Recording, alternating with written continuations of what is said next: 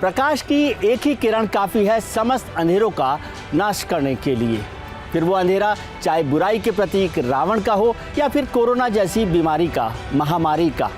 विश्वास, मेहनत, भरोसा और मजबूती ना इन सब का नाश करता है, बल्कि भगवान राम के काल से लेकर आज तक भारत दुनिया का मार्ग प्रशस्त करता रहा है।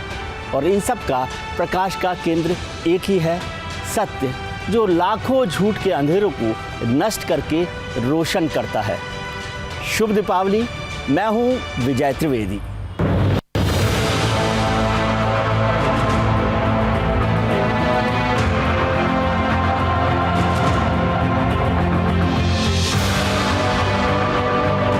तमसो मा ज्योतिर्गमय, जिसका अर्थ है अंधेरे से ज्योति यानी प्रकाश की ओर जाइए। इस कथन को सार्थक बनाता है दिवाली का त्योहार। कार्तिक मास के कृष्ण पक्ष के अमावस्या तिथि को आने वाला दिवाली का त्योहार असत्य पर सत्य की और अंधकार पर प्रकाश की विजय के उद्देश्य से मनाया जाता है। इसलिए कहा भी जाता है, असत्य की उम्र सत्य से कम होती है। सत्य अटल है, अडिग है, चाहे लाख पहरे लग जाएं, चाहे असत्य कितना भी अपना प्रभाव फैलाने की कोशिश करे, लेकिन सत्य उसका नाश कर ही देता है। तभी तो गीता में श्री कृष्ण ने कहा है कि सत्य वो है जिसका तीनों कालों में अभाव नहीं है, जिसे मिटाया नहीं जा सकता। सत्य का अस्तित्व नहीं है, उसे रोका नहीं जा सकता।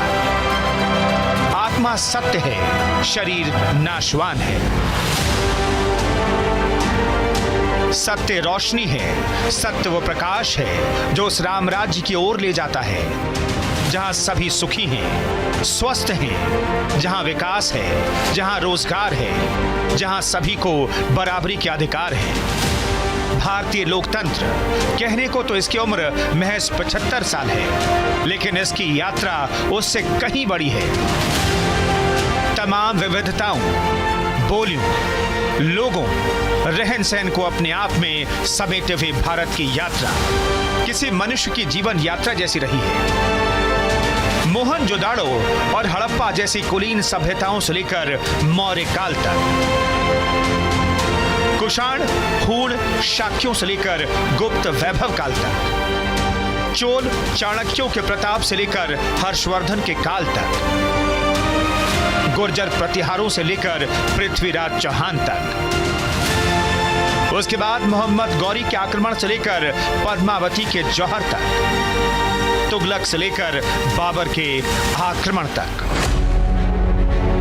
यात्रा यही समाप्त नहीं होती, क्योंकि अभी तो वो दौर भी आना था जब शेर शाह सूरी ने देश के एक कोने को दूसरे कोने से जोड़ दिया और व्यापार का ऐसा ताना बाना बुना जो कि 500 साल बाद भी दुनिया को अपनी अहमियत समझा रहा है। फिर अकबर के विशाल साम्राज्य से लेकर महाराणा के प्रताप तक, औरंगजेब की तानाशाही से लेकर शिवाजी के स्वराज तक भारत की यात्रा अनवरत जारी रही। सैकड़ों राजा महाराजा इसे जीतने की चाह में मिट्टी में मिल गए, लेकिन सत्य की तरह भारत का अस्तित्व हमेशा अडिग और अटल रहा।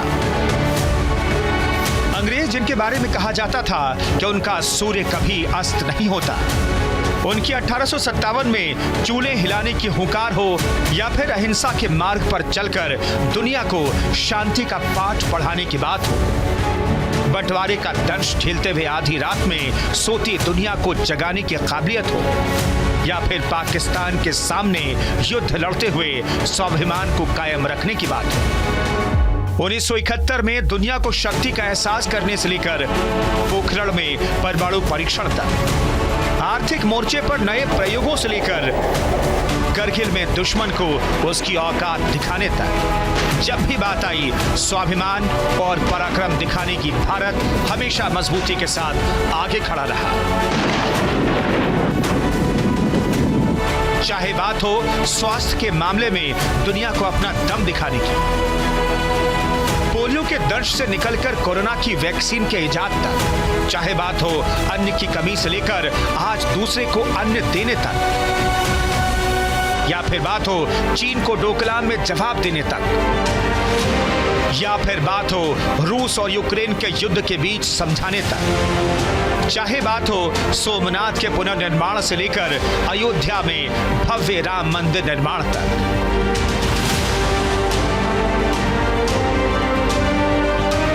मंगलयान भेजने से लेकर 5G टेक्नोलॉजी तक, आज भारत पुरातन संस्कृति के साथ नूतन भविष्य की ओर प्रकाशमान हो रहा है। भारत अनवरत आगे बढ़ता जा रहा है, तमाम असत्यों और प्रपंचों को पीछे धकेलकर उज्जवल और आत्मनिर्भरता की ओर। Bureau report, news India. सत्य का पहला स्तंभ है भरोसा और भरोसे का दूसरा नाम है सत्य। जहाँ सत्य है, जहाँ भरोसा है, वहाँ एक दूसरे से विद्वेष नहीं है। भारतीय संविधान का आधार भी सत्य है, भरोसा है, जहाँ से भारत की विकास यात्रा शुरू होती है।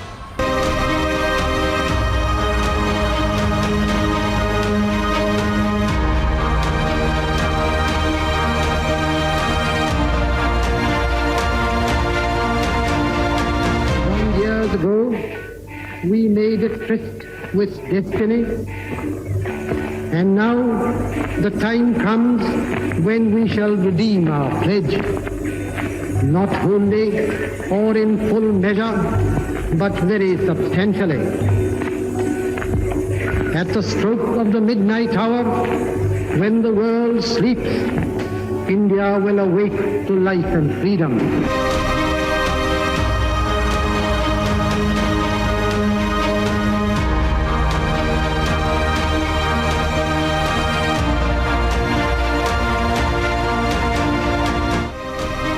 देश के प्रथम प्रधानमंत्री जवाहरलाल नेहरू के वायसराय लॉज से कहे गए ये बोल आजाद भारत की उस यात्रा की शुरुआत है जिसे आज 75 साल हो गए हैं। नेहरू ने अपने भाषण में कहा था कि भविष्य में हमें आराम नहीं करना है और न ही चैन से बैठना है, बल्कि लगातार कोशिश करनी है जिससे हम जो बात कहते हैं या कह रहे हैं उसे पूरा कर सकें। नेहरू के ये बोल और उसके बाद की 75 साल के लोकतंत्र की अमर गाथा, जिस तरह सत्य सदियों सदियों तक अमर रहता है और आगे बढ़ता है, इसी तरह न कभी भारत रुका है और न थका है, नित्य रोज नए आयाम लिख रहा है। हिंदुस्तान ने वक्त के साथ साथ भारत निर्माण की कहानी को अपने जिस्म में बखूबी उकेरा है। ये देश बंटवारे का दंश झेलकर जब खड़ा हुआ तो इसे युद्ध से दो चार होना पड़ा। कभी आपातकाल ने घेरा, कभी आतंकवाद के खूनी पंजों से इसका सामना हुआ। बावजूद इसके देश ने कई उपलब्धियां हासिल कर तिरंगा लहराया। विज्ञान, चिकित्सा, खेल और फिल्म जगत समेत हर क्षेत्र में अपना नाम रोशन किया है। आज के नए भारत में हर सेक्टर में उसके विकास से ही देश के विकास को गति मिलेगी। इसलिए हर सेक्टर का साथ, हर सेक्टर का विकास, ये आज देश की जरूरत है। इसलिए हम हर उस रास्ते को एक्सप्लोर कर रहे हैं जो हमारी ग्रोथ को मोमेंटम दे सकता है। सोच और अप्रोच में ये जो महत्वपूर्ण बदलाव आया है वो देश को नतीजे भी दे रहा है। लोकतंत्र का सबसे बड़ा गहना होता है उसका संविधान, क्योंकि संविधान वो ग्रंथ है जिससे देश की नीतियां निर्धारित होती हैं। इसलिए देश के संविधान के लिए आजादी से 9 महीने पहले ही संविधान सभा का गठन किया गया। इस सभा ने अपना काम 9 दिसंबर 1946 से शुरू किया। संविधान सभा के सदस्य भारत के राज्यों की सभाओं के निर्वाचित सदस्यों के द्वारा चुने गए थे। जवाहरलाल नेहरू, डॉक्टर राजेंद्र प्रसाद, डॉक्टर बाबा साहब आंबेडकर, सरदार वल्लभ भाई पटेल, श्यामा प्रसाद मुखर्जी, मौलाना अबुल कलाम आजाद इस सभा के प्रमुख सदस्य थे। सच्चिदानंद सिन्हा इस सभा के प्रथम सभापति थे। पर बाद में डॉक्टर राजेंद्र प्रसाद को सभापति निर्वाचित किया गया।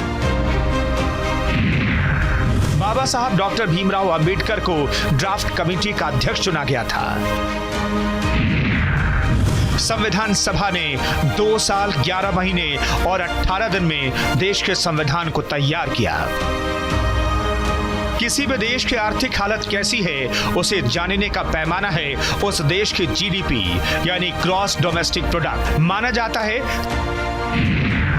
जब अंग्रेज भारत आए थे तब दुनिया की जीडीपी में भारत की हिस्सेदारी 28% से ज्यादा थी, लेकिन जब 1947 में देश आजाद हुआ तब यह हिस्सेदारी घटकर 3% रह गई। लेकिन 1947 में देश के आजाद होने के बाद से हमारी जीडीपी 50 गुना बढ़ी है। 1950-51 में जीडीपी का आंकड़ा 2.93 लाख करोड़ रुपए था, जो कि साल 2020-21 में 134 लाख करोड़ से ज्यादा होने का अनुमान है। आज भारत 5000 अरब डॉलर की अर्थव्यवस्था बनने की ओर अग्रसर है। कभी अनाज के लिए अमेरिका पर निर्भर रहने वाला भारत आज दुनिया का पेट भर रहा है। 1965 में देश में अनाज का संकट पैदा हो गया। अमेरिका ने उस वक्त का फायदा उठाते हुए कुछ शर्तों के साथ भारत को अनाज देने की पेशकश की थी। तत्कालीन प्रधानमंत्री लाल बहादुर शास्त्री ने अमेरिका के सामने झुकना स्वीकार नहीं किया। उनके आह्वान पर देश ने एक वक्त का भोजन छोड़ दिया, जिसके 2 साल के अंदर ही भारतीय किसानों ने ऐसा करिश्मा कर दिखाया कि भारत में हरित क्रांति आ गई। 1968 में हमारे किसानों ने रिकॉर्ड 170 लाख टन गेहूं का उत्पादन किया। इसके बाद लगातार अनाज का उत्पादन बढ़ता गया। आज भारत अपनी पैदावार के दम पर दुनिया के लाखों लोगों का पेट भर रहा है। स्केल और स्पीड के साथ साथ शेयर एंड केयर की वैल्यू भी है। इसलिए ग्लोबल चैलेंजेस से निपटने के लिए भारत की कैपेसिटी में इन्वेस्ट करना वो सिर्फ भारत के लिए नहीं, दुनिया के लिए भी भलाई का काम है, दुनिया के हित में। भाभा एटॉमिक रिसर्च सेंटर ये वो संस्थान है जिसने भारत के परमाणु और तकनीक की नींव रखी। महान वैज्ञानिक होमी जहांगीर भाभा के नेतृत्व में 3 जनवरी 1954 को इसकी स्थापना हुई। 20 जनवरी 1957 को तत्कालीन प्रधानमंत्री जवाहरलाल नेहरू ने इसे राष्ट्र को समर्पित किया।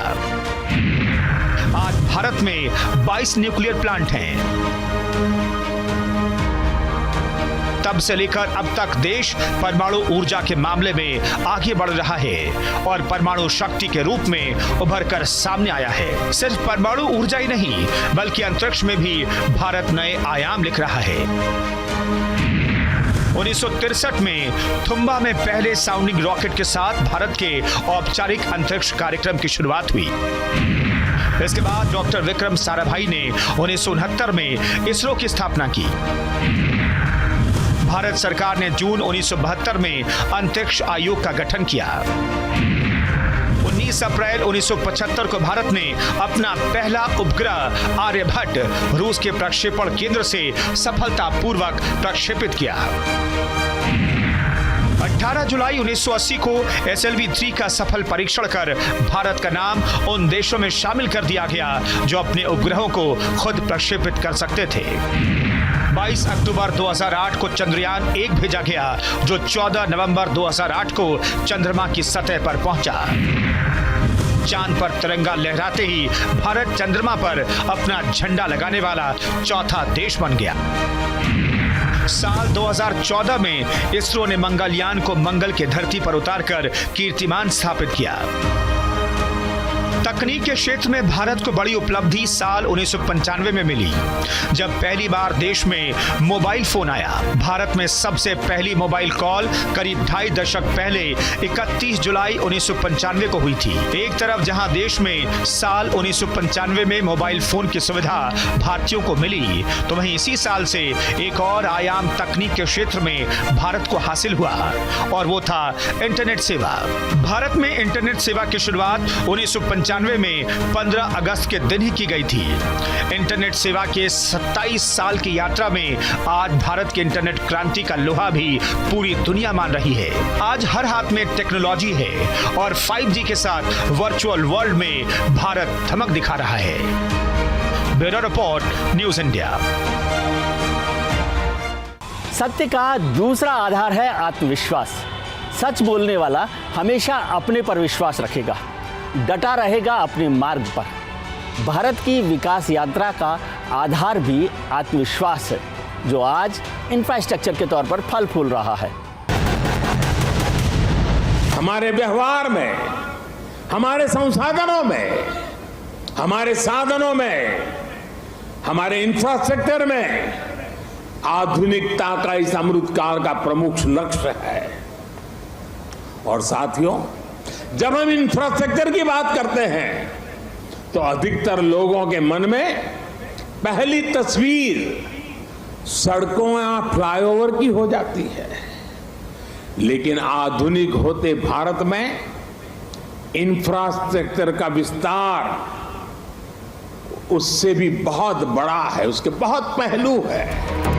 दुनिया को पहले ग्रैंड ट्रैंक रूट की सौगात देने वाला भारत, सिल्क रूट के जरिए व्यापार का ककहरा सिखाने वाला भारत, जिसे कभी सोने की चिड़िया की संज्ञा दी जाती थी।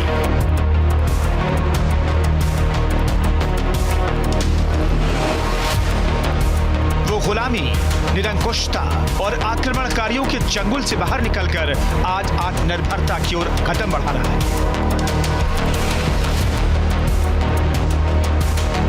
और उसका सबसे महत्वपूर्ण आधार है इंफ्रास्ट्रक्चर,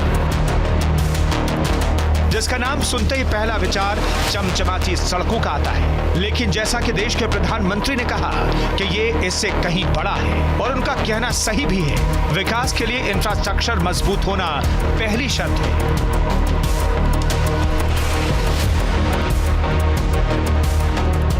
लेकिन आजादी के समय इंफ्रास्ट्रक्चर के हर पैमाने पर भारत काफी पीछे था। आजादी के बाद भारत ने इस ओर ध्यान दिया, जिसका परिणाम है कि आज हम दुनिया के शीर्ष देशों में स्थान रखते हैं। भारत का रोड नेटवर्क अमेरिका के बाद दूसरा सबसे बड़ा है। भारतीय रेल के अनुसार हमारा रेल नेटवर्क भी दूसरा सबसे बड़ा है। हमारी बिजली उत्पादन क्षमता चीन और अमेरिका के बाद तीसरी सबसे बड़ी हो गई है। सदियों में समुद्र के रास्ते व्यापार करने वाले भारत के पास आज 13 बड़े और करीब 200 छोटे बंदरगाह हैं। 7 दशक पहले भारतीय बंदरगाहों की कार्गो हैंडलिंग क्षमता महज 2 करोड़ टन थी। आज ये 256 करोड़ टन सालाना तक पहुंच गई है। सड़क और बिजली किसी भी देश की बुनियाद यही है, क्योंकि इनकी उपलब्धता ही किसी उद्योग कारखाने को ललाहित करती है निवेश करने के लिए। माना जाता है कि 1% सड़क का विस्तार हो तो उत्पादन 0.25% बढ़ जाता है। हो भी क्यों नहीं, जहां पहली बार नई सड़क पहुंची हो या कोई पुराना जर्जर रास्ता सड़क के रूप में तैयार हो गया हो, वहां फर्क साफ देखा जा सकता है।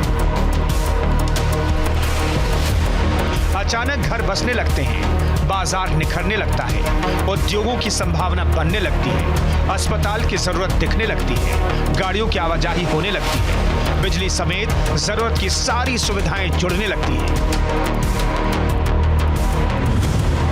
इंफ्रास्ट्रक्चर के नाम पर केवल 40,000 किलोमीटर सड़क और महज 1,362 मेगावाट बिजली उत्पादन की क्षमता। 1947 में कुछ ऐसे हाल वाला देश आज 75 साल में अपना रोड नेटवर्क 150 गुना कर चुका है। सबसे तेज गति से सड़क बनाने का रिकॉर्ड भारत अपने नाम कर चुका है। भारत से 3 गुना बड़े अमेरिका में 68.03 लाख किलोमीटर लंबी सड़क है और हम 63.31 लाख किलोमीटर सड़क बना चुके हैं। दूसरी तरफ इन 75 वर्षों में देश की आबादी करीब 4 गुना हो गई है। तो भारत ने बिजली उत्पादन क्षमता बढ़ाकर 403 गीगावाट कर ली है। मतलब आजादी के समय के मुकाबले 317 गुना। प्रति व्यक्ति बिजली की खपत जो 1947 में 16.4 यूनिट थी, अब 1208 यूनिट तक पहुंच गई है। वैसे इंफ्रा डेवलपमेंट का सीधा अर्थ है सड़क और बिजली। सड़क बनेगी तो मार्केट, घर, शॉपिंग, इंडस्ट्री सभी का विकास होगा और लेबर फोर्स का उपयोग होगा।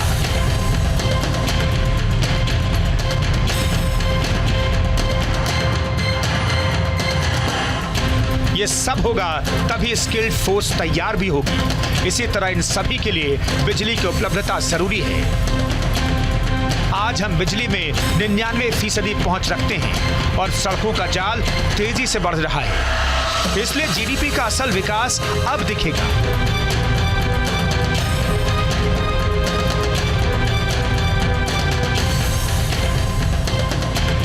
महाराष्ट्र, गुजरात, मध्य प्रदेश जैसे राज्यों में औद्योगिकीकरण के पीछे सड़क बिजली ही असल वजह है। ये दोनों हुआ तो मकान, मार्केट, बाजार आदि का विकास हुआ। इंफ्रास्ट्रक्चर में सबसे ज्यादा निवेश सड़कों पर हुआ। अब भी इसमें भारी निवेश हो रहा है। नितिन गडकरी के नेतृत्व में हर रोज 38 किलोमीटर लंबी सड़क बन रही है। हमारे देश में कुल 62 लाख किलोमीटर लंबी सड़कें हैं। इनमें से करीब 73% ग्रामीण सड़कें हैं। इनकी कुल लंबाई 45 लाख किलोमीटर से ज्यादा है।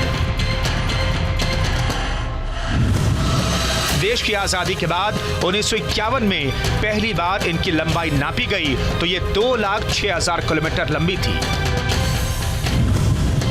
1991 में जब उदारीकरण शुरू हुआ तो यह बढ़कर 12 लाख किलोमीटर हो गई थी। साल 2000 में जब प्रधानमंत्री ग्रामीण सड़क योजना शुरू हुई तो ग्रामीण सड़कों की लंबाई 19,72,000 किलोमीटर थी। ट्रांसपोर्ट इंफ्रास्ट्रक्चर के विकास पर आज भारत जितना काम कर रहा है उतना पहले कभी नहीं हुआ। आज एक तरफ देश भर में ग्रामीण सड़कों का निर्माण हो रहा है तो वहीं रिकॉर्ड संख्या में आधुनिक एक्सप्रेसवे बनाए जा रहे हैं। आज देश में तेजी से रेलवे का इलेक्ट्रिफिकेशन हो रहा है तो उतने ही तेजी से अलग अलग शहरों में मेट्रो का भी विस्तार हो रहा है। आज देश में अनेकों नए एयरपोर्ट बनाए जा रहे हैं तो वाटरवे की संख्या में भी अभूतपूर्व वृद्धि की जा रही है। अब बात करते हैं रेलवे की। ये एक ऐसा सेक्टर है जहां आजादी के वक्त भी देश दुनिया के कई देशों से आगे था।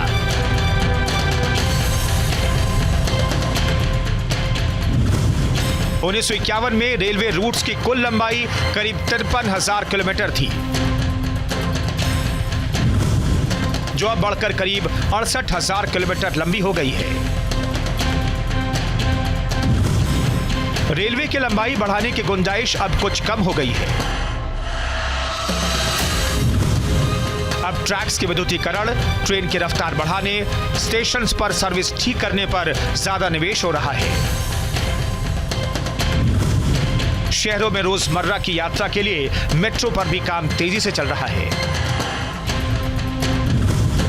देश में 15 शहरों में मेट्रो सेवा शुरू हो चुकी है और 16 शहरों में इस पर तेजी से काम हो रहा है। कुल ऊर्जा खपत में भी भारत 10 साल से लगातार तीसरे नंबर पर है। वर्ष 1990 में यह 6ठे नंबर पर था और 1995 में 5वें नंबर पर आ गया।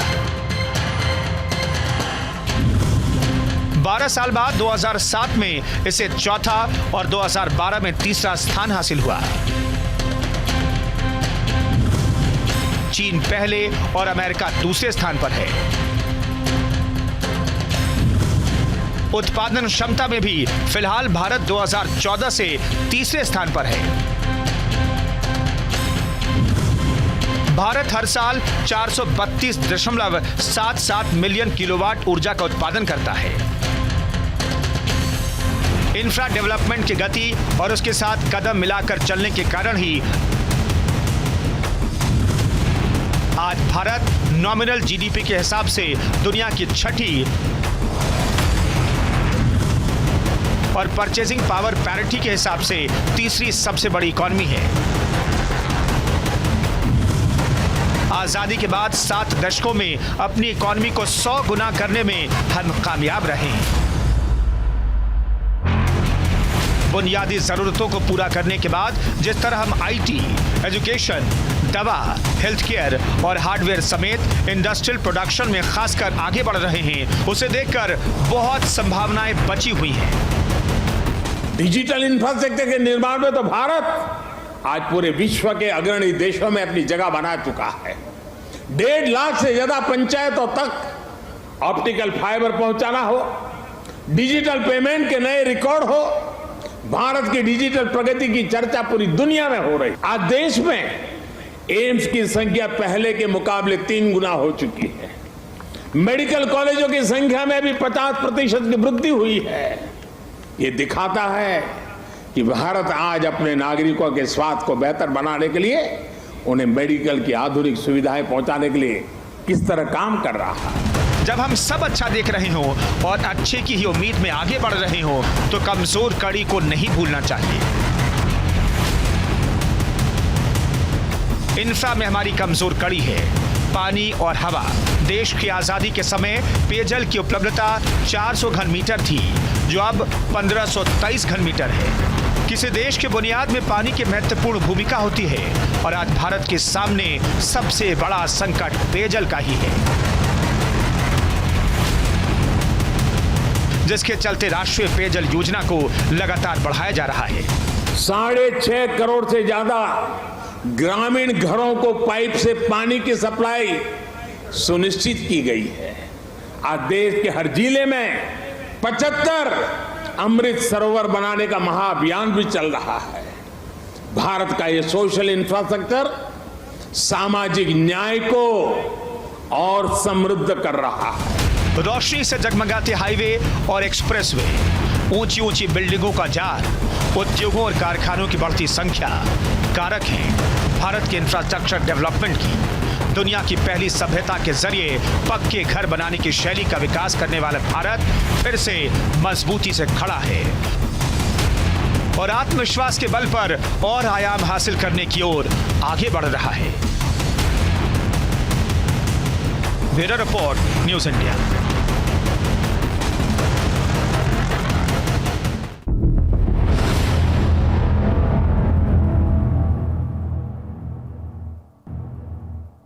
सत्य का तीसरा आधार है मजबूती। सच कहने और सुनने के लिए मजबूती बेहद अहम है, ज़रूरी है। असत्य लाखों जतन करता है, आडंबर बनाता है, लेकिन सत्य के आगे नहीं टिक पाता, ढह जाता है, जैसे हिंदुस्तान का स्वास्थ्य है।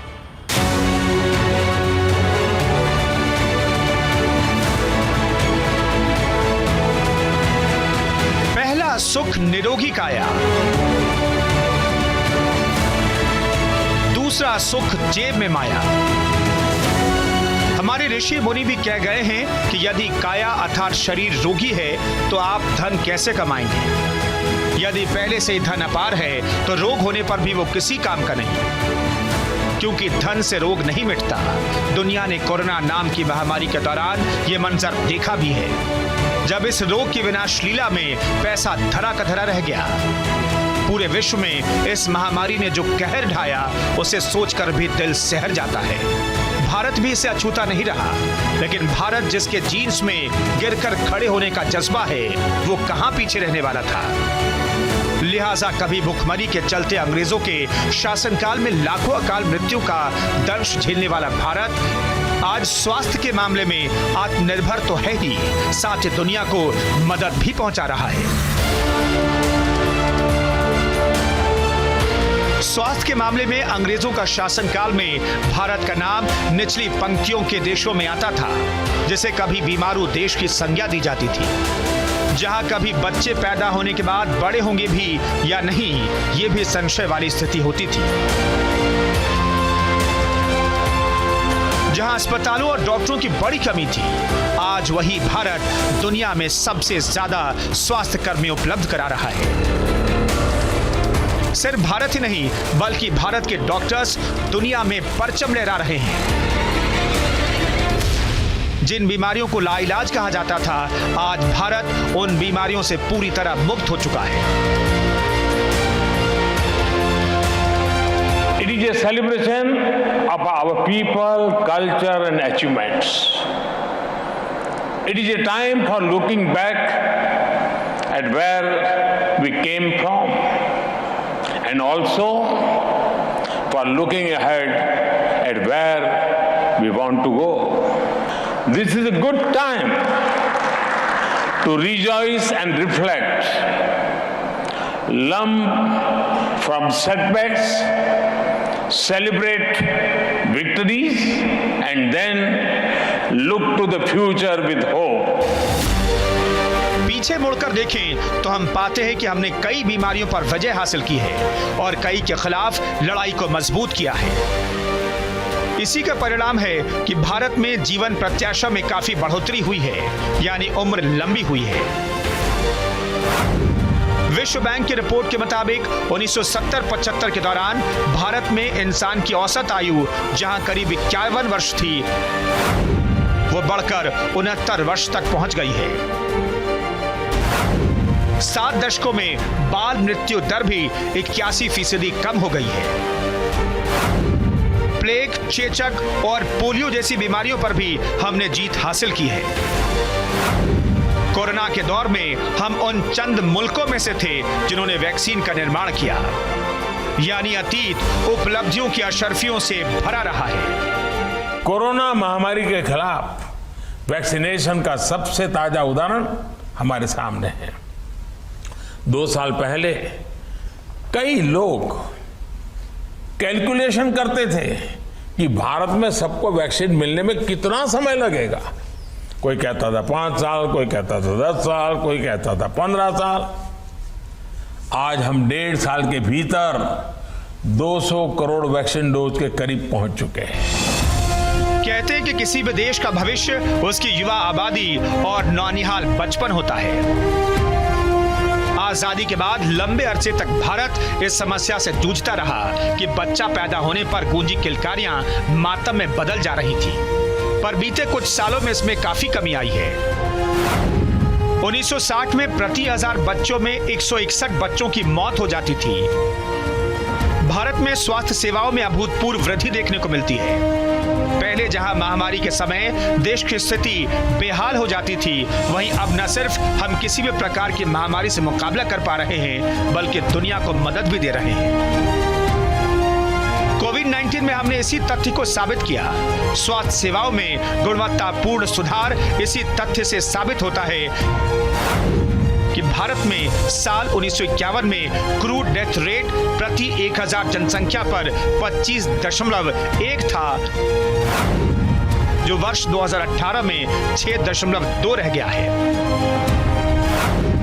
डिजिटल हेल्थ, प्रधानमंत्री स्वास्थ्य सुरक्षा योजना, आयुष्मान योजना, राष्ट्रीय आरोग्य निधि, कुष्ठ रोग निवारण कार्यक्रम, टीबी उन्मूलन, पोलियो वैक्सीनेशन, कोविड वैक्सीनेशन आदि अनेक उदाहरण हैं जो भारत की आजादी के बाद अभूतपूर्व प्रगति को प्रदर्शित करते हैं। अब हम किसी अन्य देश पर मदद के लिए निर्भर नहीं रहते, बल्कि दूसरों की मदद करते हैं। 1947 में देश में प्राइमरी हेल्थ सेंटर की संख्या 725 थी। अब इनकी संख्या 30,000 के ऊपर पहुंच चुकी है। केंद्र सरकार ने जो आयुष्मान भारत योजना और जन आरोग्य योजना शुरू की, इससे देश के लोगों को बड़ा फायदा हुआ। सरकार ने नई दवाओं और हेल्थ टेक्नोलॉजी में आत्मनिर्भर होने के लिए बायो फार्मा मिशन की शुरुआत की। जल्द ही देश स्वास्थ्य सेवाओं के क्षेत्र में भी आत्मनिर्भर होगा। वो दिन दूर नहीं जब भारत पूरी दुनिया में अपनी स्वास्थ्य सेवाओं और तकनीक के लिए जाना जाएगा। भारत पोलियो मुक्त हुआ है। टीबी के इलाज और इससे मुक्त होने की दिशा में हम आगे बढ़ रहे हैं। दुनिया भर में टीबी को खत्म करने के लिए वर्ष 2030 तक का समय तय किया गया है, लेकिन मैं आज इस मंच से एक घोषणा कर रहा हूं कि भारत ने वर्ष 2030 से 5 साल और पहले यानी 2025 तक टीबी को खत्म करने का लक्ष्य अपने तय किया। मातृ मृत्यु दर, शिशु मृत्यु दर के साथ कुपोषण पर 75 सालों के दौरान बहुत काम हुआ है। इसमें काफी कमी आई है। शहरों तक सीमित स्वास्थ्य केंद्र व सुविधाओं का विस्तार हुआ है।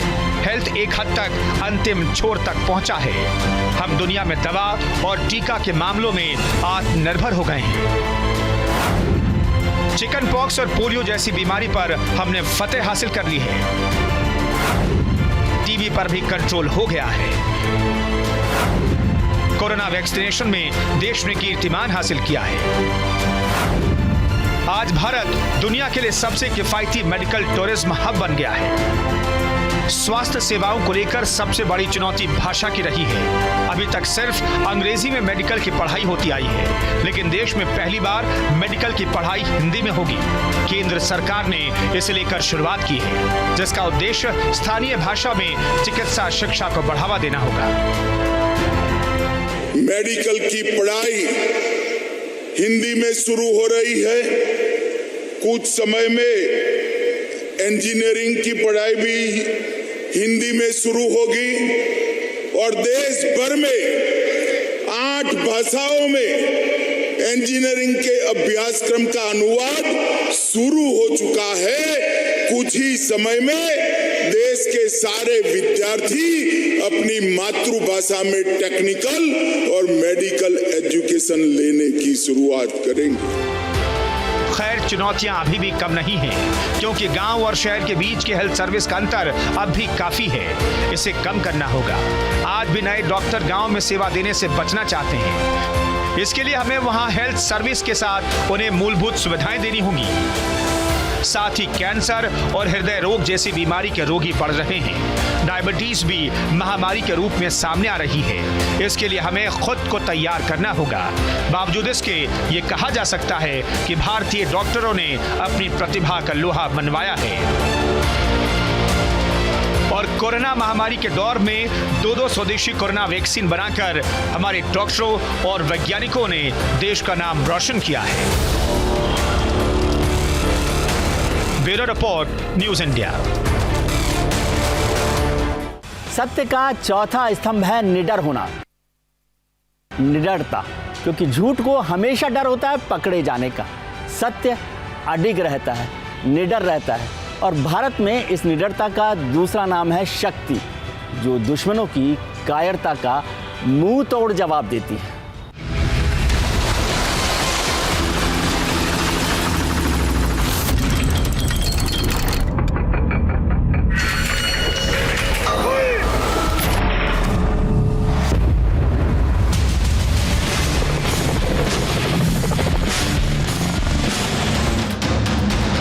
निडरता, इस शब्द को सुनकर हर किसी भारतीय को सेना याद आ जाती है।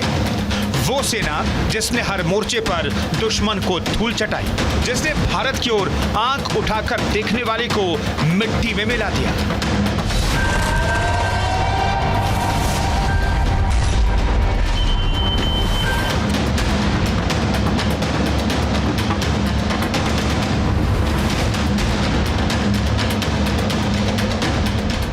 जिस तरह भगवान राम की सेना ने रावण की सेना को धूल चटा दी थी और सत्य का राज कायम किया। उसी तरह भारत की सेना भी हर मोर्चे पर दुश्मन को नेस्तनाबूद करने में माहिर है।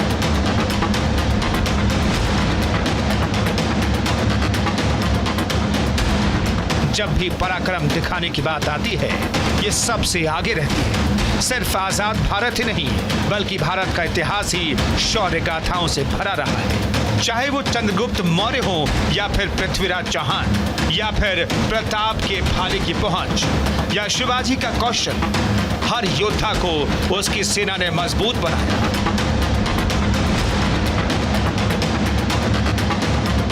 आधुनिक भारत में करियप्पा से लेकर मानेकशॉ और विपिन रावत के नेतृत्व में सेना ने हर मोर्चे पर झंडे को बुलंद किया।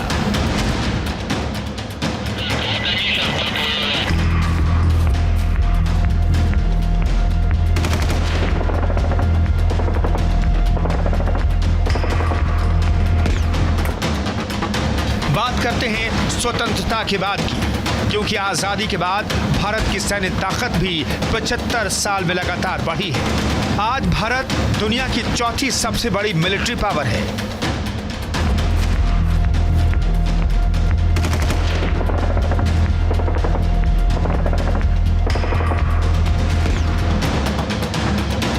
कभी 303 लेकर सीमाओं की रक्षा करने वाले जवान आज अत्याधुनिक हथियार लेकर दुश्मनों को धूल चटा रहे हैं।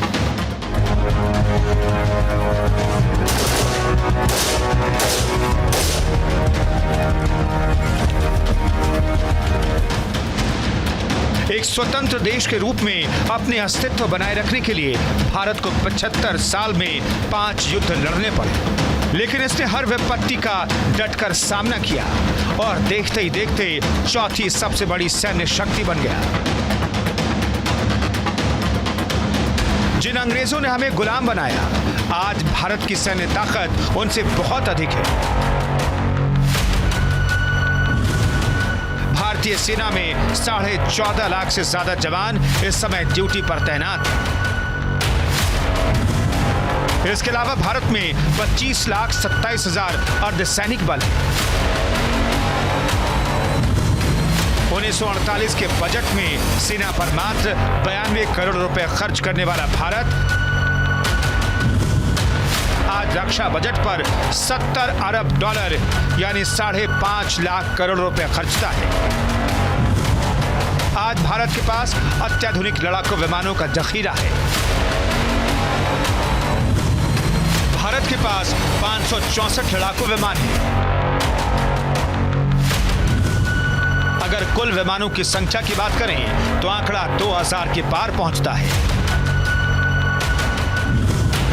थल सेना की शक्ति की बात करें तो थल सेना के पास 4,500 से ज्यादा टैंक हैं। 12,000 से ज्यादा बख्तरबंद गाड़ियां सेना के पास मौजूद हैं। भारतीय नेवी की पावर भी कम नहीं है। आज भारतीय नेवी के पास एक युद्धक वाहक पोत तो है ही, साथ ही न्यूक्लियर सबमरीन से लेकर डिस्ट्रॉयर जहाजों की खेप है। ये तो आपने जानी भारत की सैन्य ताकत, लेकिन एक ऐसा मुल्क जिसके पास आजादी के समय हथियारों की कमी थी, वो आज हथियारों का निर्यात कर रहा है। ये भारत की बढ़ती ताकत को दिखाता है। ये दिखाता है कि आज भारत दुश्मन की आंख में आंख डालकर उसे जवाब देता है।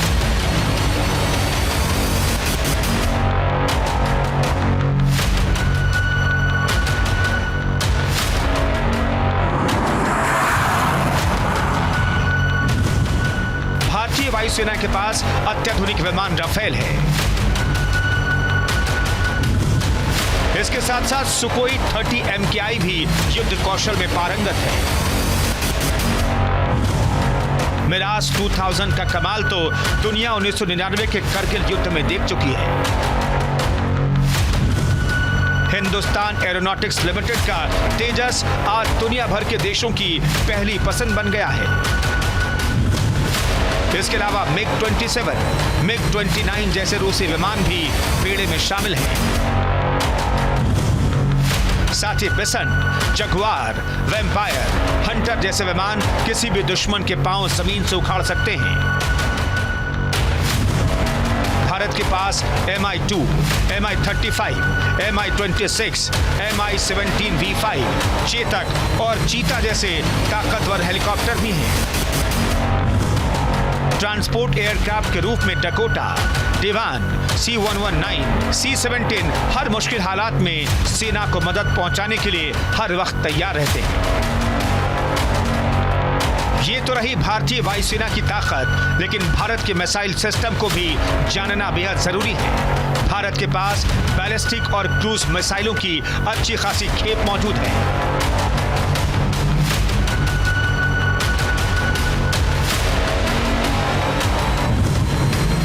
Multi mission ballistic missile BrahMos Bharat के पास है, जो कि 300 किलोमीटर दूर से जल, थल और आसमान हर जगह भेज सकती है। स्वदेश में निर्मित पिनाक मिसाइल सिस्टम का तो क्या ही कहना। ये मिसाइल सिस्टम 44 सेकंड में 12 मिसाइल लॉन्च करने में सक्षम है। इन सब के अलावा भारत के पास अग्नि 1, अग्नि 2 और अग्नि 3 मिसाइल भी हैं। साथ ही अग्नि 4 और अग्नि 5 के सुरक्षा बेड़े में शामिल होने के बाद भारत की पहुंच चीन की राजधानी बीजिंग तक हो गई है। सिर्फ हथियारों से युद्ध नहीं जीते जाते, इसके लिए जरूरत होती है बहादुर, पराक्रमी और निडर रणबांकुरों की। भारत ने यह साबित भी किया है।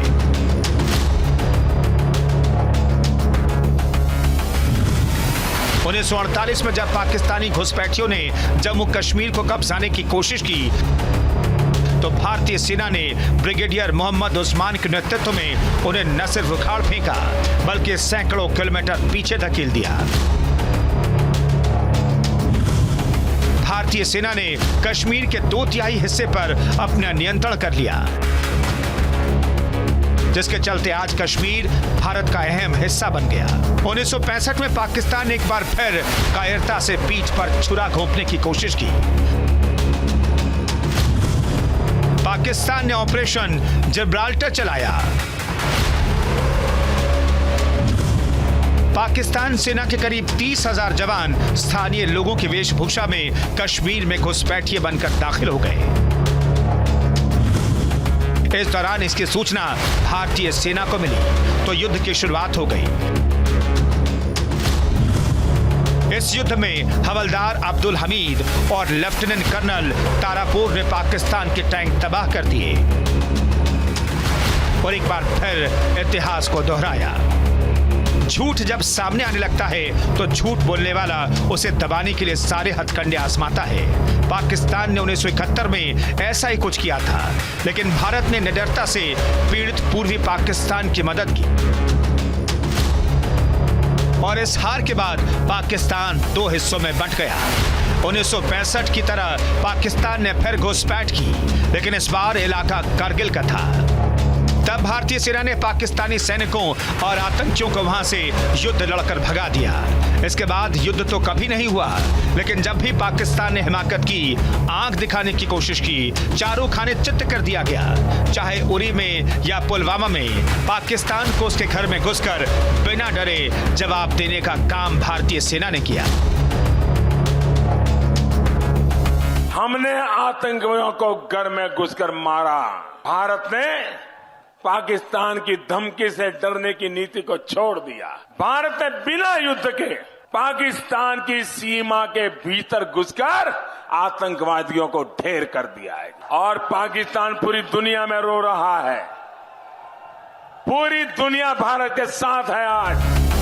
चीन जो कि 1962 के बाद इस फितूर में जी रहा था कि उसका भारत बाल विवाह नहीं कर सकता, उसे डोकलाम में भारतीय बहादुरों ने चारों खाने चित कर दिया। आतंकवाद के खिलाफ भी लगातार अभियान जारी है। यानी भारत आज भी उसी पॉलिसी पर टिका हुआ है कि वो पहले किसी को छेड़ेगा नहीं और जो छेड़ेगा उसे छोड़ेगा नहीं।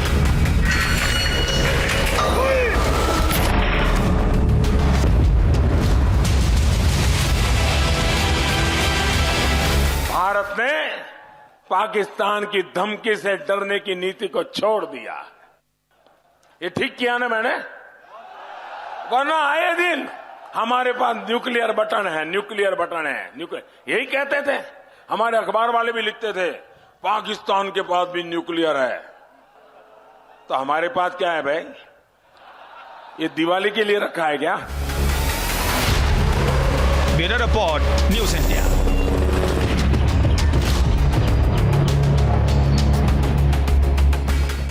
सत्य के साथ चलने से ज्यादा जरूरी है दूसरे के सत्य को स्वीकार करना। जैसा महात्मा गांधी ने कहा कि मेरे पास मोमबत्ती है, ये मेरा सत्य है, दूसरे के पास दिया है, ये उनका सत्य है, लेकिन आसमान में सूरज है, ये सबका सत्य है। अगर हम सबका सत्य स्वीकार कर लें तो फिर विवादों की गुंजाइश ही नहीं रहेगी। आज के कार्यक्रम में इतना ही। नमस्कार, हैप्पी दिवाली।